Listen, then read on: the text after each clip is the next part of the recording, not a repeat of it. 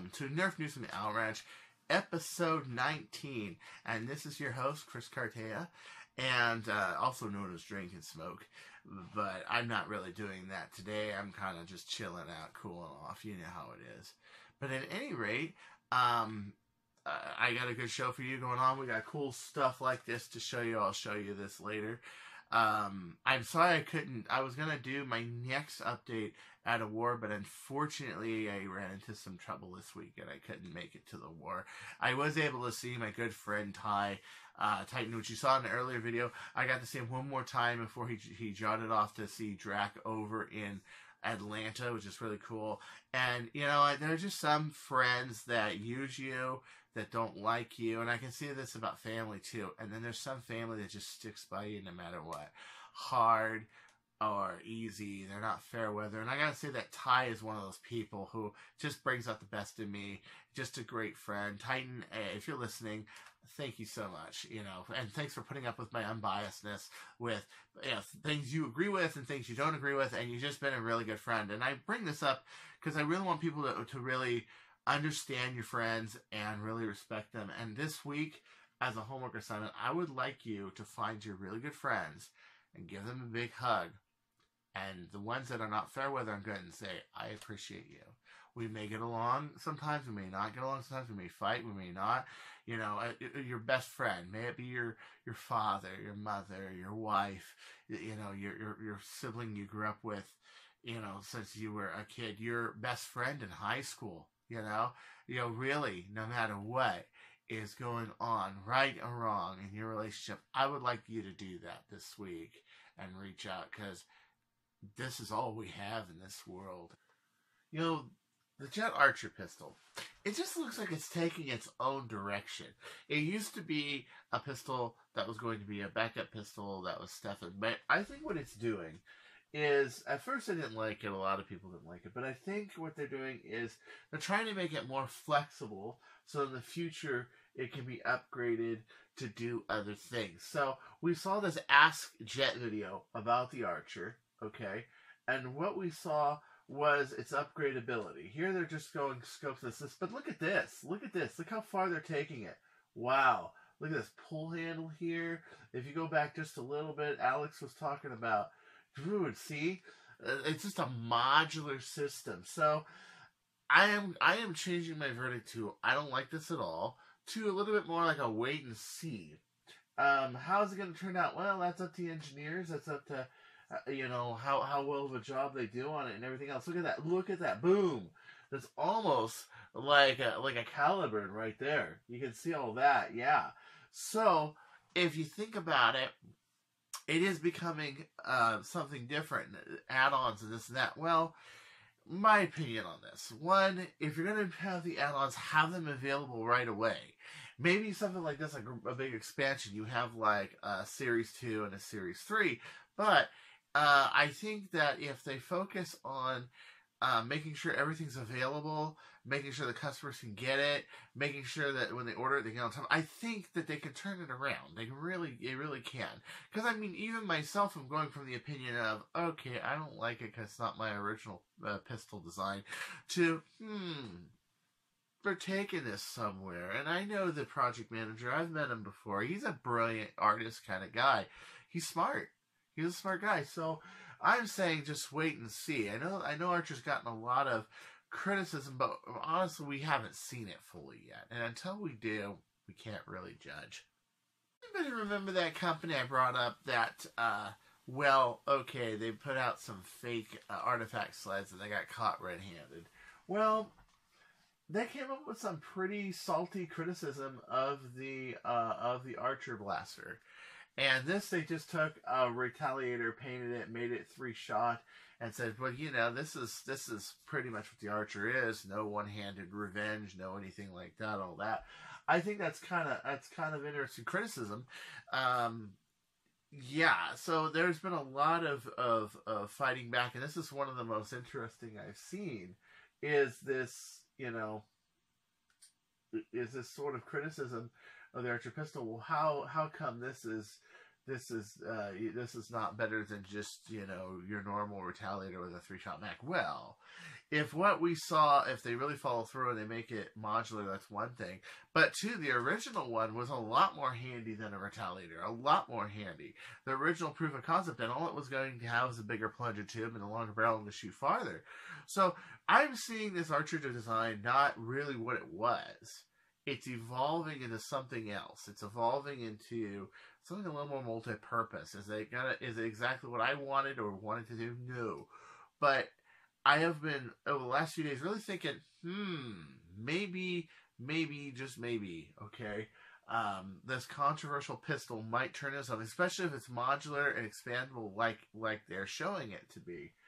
But, yeah, I don't think that the NF Strike really has much to talk. I think it's kind of interesting and funny that they did that, but let's face it. You want to really talk original Archer, and I know a lot of people are, you have to look back at its roots and think, okay, something that's just a little bigger and on the back and a little bigger of a priming handle, a few places where it's actually too small. This is basically the concept right here. Instead of something that's bulky and cumbersome and all that stuff, you got something that's light and small, easy to point, kind of like a real C96. I remember the first time I picked up a real C96, and it had the broom handle, just like this has a weird handle on it. It had a broom handle, and everybody goes, oh, that can't be ergonomic at all. I actually felt really comfortable. You had your little selector fire switch back here. It was chambered for 7.65 Mauser, which is which at the time, before the 357 came out in the teens and the 20s and part of the 30s, it was the most powerful pistol round ever made. Kid you not, it was basically a mini rifle round, and it was pretty good. So if you think about it, the Archer idea, which I gave it the name Archer because I named it after Archer Sterling from that TV show, because it's a little bit more of a spy pistol, becoming something else. But I will tell you this, okay, in Jet's defense, that a Archer pistol was never one of these. As a matter of fact, this was a great example of what to avoid. It's just too bulky. It's too big. It rattles around. The magazine's really big.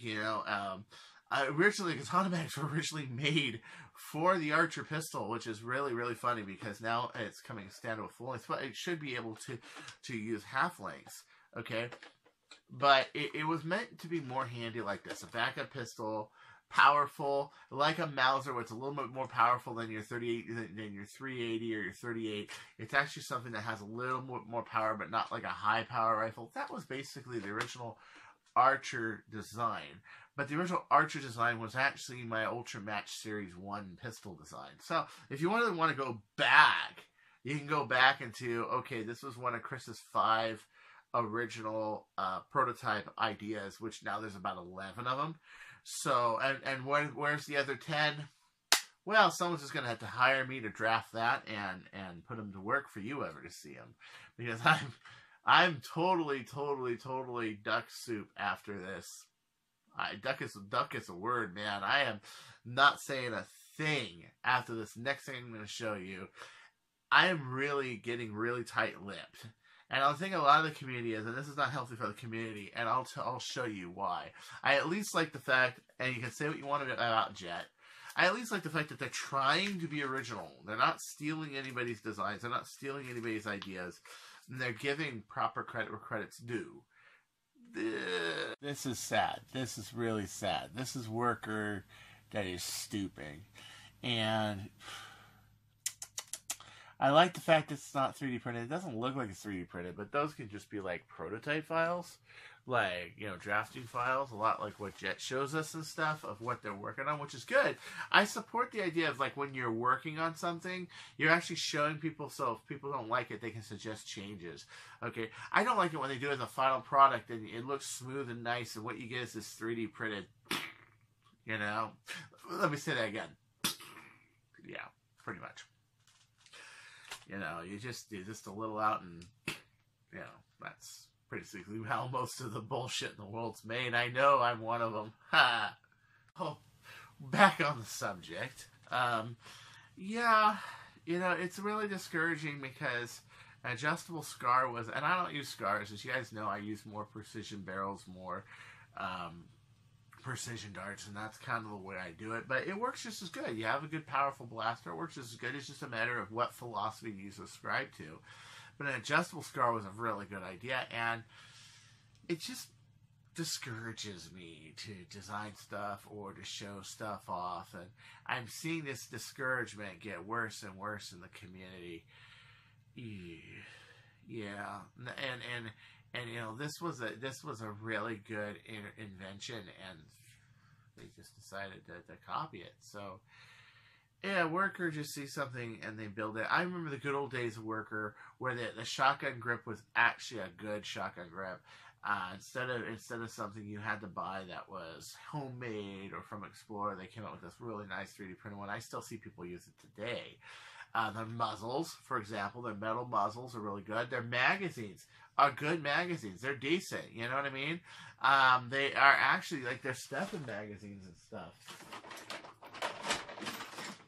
I'm not a big fan of their full-length mags, and well, one of the reasons I'm not a big fan of their full-length mags is because I'm not a big fan of full-length period, and the fact that it's long and it has no, you know what I'm saying, but short it works, like their idea, but as soon as, like, I've seen so many jammed up 22s, it's not even funny, but their Stephan mags are pretty good. This is a hex mag, for example. They're pretty good. I don't use them, that's a matter of taste, but they're pretty good. And they're original. They're a form factor, they're original. And then Dan Garcia, I've never heard of him, but he's doing some pretty cool stuff with the Thunderhawk. I'm pretty impressed, okay? One, he's making new magazines, as you can see up here, okay? My advice to you, Dan, make them rear-loaded and figure out a way to put the longer barrels on it and move this barrel, or make it interlocking barrel into the whole thing. That'd be, well, I guess you can't get staggered, but he actually made a shotgun grip. A shotgun grip. This is so cool. You know what I mean? And I mean, I know that you super stalkers would love this. I mean, just absolutely love this. Look at this. Ah, see, this is what this needed. Not this bolt action thing. Not that big long thing in the front. Ooh, and it's 2-shot? A 3-shot! Oh my god, that is so fucking rad. Make it a shotgun. Why not? Oh! Oh, dude, okay. I think we see a good use for the Thunderhawk right here. You know how we're always sitting there and it doesn't have the steel breacher stuff on the Thunderhawk? I think he just found a great use for it. Make it shotgun, make it 3-round, do it. Just Worker, don't copy them, okay? I'm kind of worried that Worker or someone's going to copy them because this is really sad. Dan, this is so rad. Thank you, buddy. Wow. Wow, look at this. This is impressive. Okay? Imagine throwing a modded spring on this thing, and you can get some really good shotgun ranges. See, this is what we need. We need a good shot. Dude, forget about making this single mega. Make this shotgun elite. Why not? If you have enough room there, why not? Ah, kudos. Kudos, man. That's just awesome. Liam Davis, who came up with a Titan Turnaround, the Red Baron, and a lot of their cool HPA stuff, including these metal tanks. I think he's still selling metal XPZ tanks. If he does, you'll want to get them because they're pretty cool. He brought up a really interesting point. You know, if your blaster's a sub 150 FPS blaster, is it really worth the sniper title? Dude, that's interesting. Another really interesting point that was said in this post on Nerf Sniper Community was what Bradley Phillips, and Bradley Phillips, we've all seen just really great videos of him shooting in like sub sniper velocities at 130. He's like, you know, sniper's more the man, not the blaster. That's excellent, you know, excellent reply. But Liam makes a very good point. I am typically shooting in a 250 and up range. If it's 250, I always want that 280 or 300. And past that, it gets a little wild. But I want to break into the 200s flat. Essentially, I'll answer my question to this one. I think a real sniper, as in not wide-angle sniper, just shooting stuff far away, is can you keep the target on the scope while you're firing it? Yeah. Like, I even know, even at 308, when you're firing at like, You know, when you're firing at 500, 500 yards away, you got to bring up the target like about 24, 25 inches. If you're shooting like really hot, 150 grain ammo or whatever, you gotta do that. And I know it's like 3 feet if you're shooting like the 7.6251 imports, for example, it's like 3 feet. Because the bullets are usually heavier. They're usually 180 grain. So you need a little bit more. But, dude, still in the scope, in the target.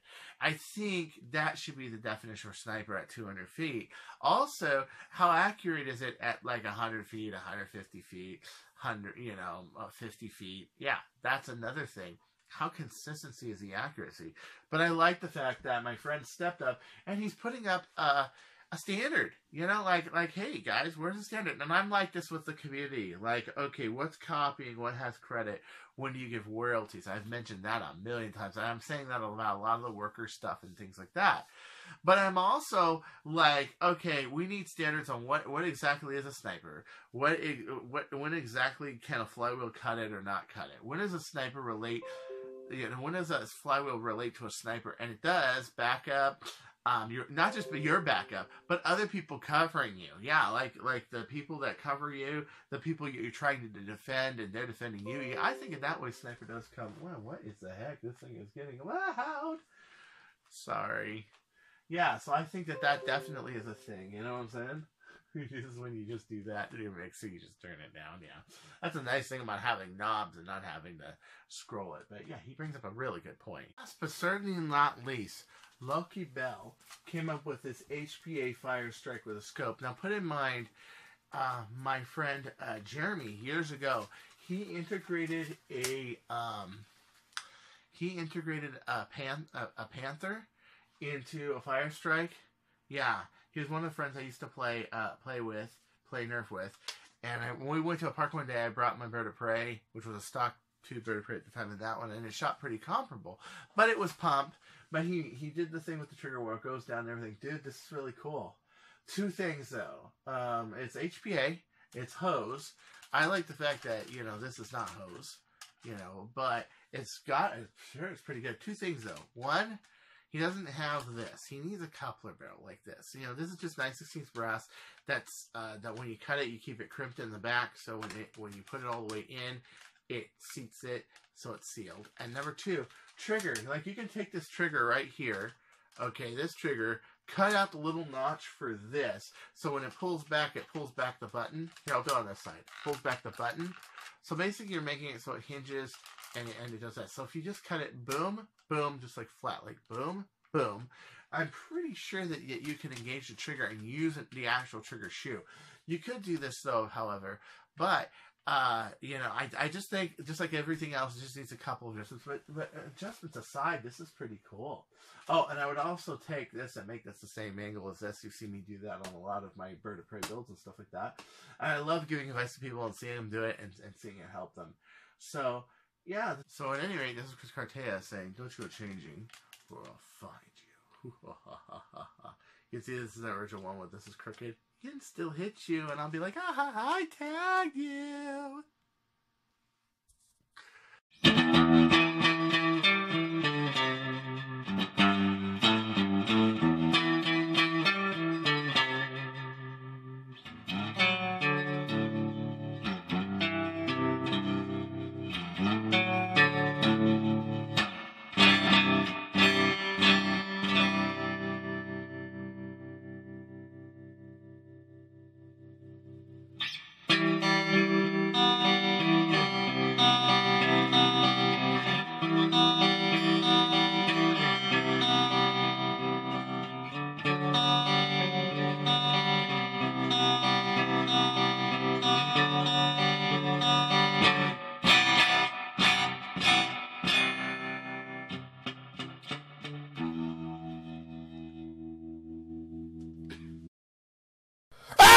What do we know about parting or anything else?